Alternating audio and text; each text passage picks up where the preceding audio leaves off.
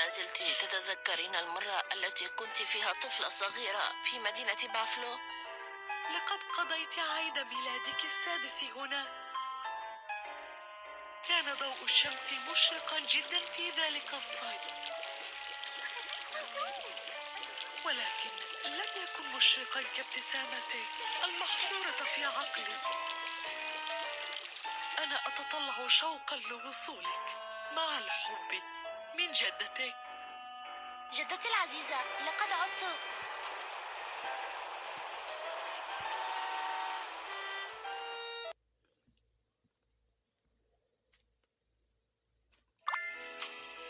بعدما تلقيت رسالة من جدتي تذكرت الأيام الماضية السعيدة التي قضيتها في بافلو عندما كان عمري 6 أعوام، لذا أتيت لزيارتها مجددا. أنا متأكدة من أنني سأصنع المزيد من الذكريات الرائعة هذه المرة.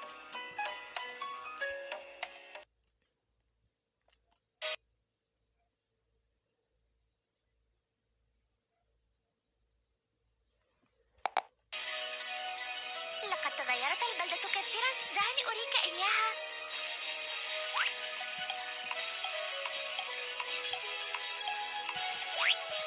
هل تتذكرين ليندا؟ هذا متجر البقالة خاص بها. ليندا المسكينة مريضة ولن نتمكن من رؤيتها إلا بعد فترة.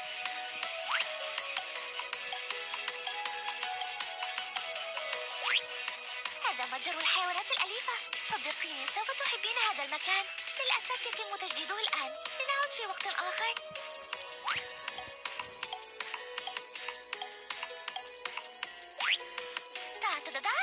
هذا هو الشارع التجاري الذي افتتح قريبا.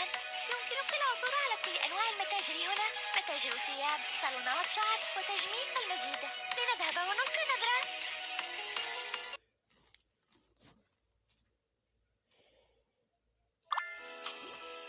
أخذتني جودي في جولة في البلدة اليوم. كانت مرحبة تماما كما كانت عندما كنا كلتانا صغيرتين. لقد تغيرت البلدة كثيرا جدا. أعتقد أنني بحاجة لبعض الوقت لأعتاد عليها.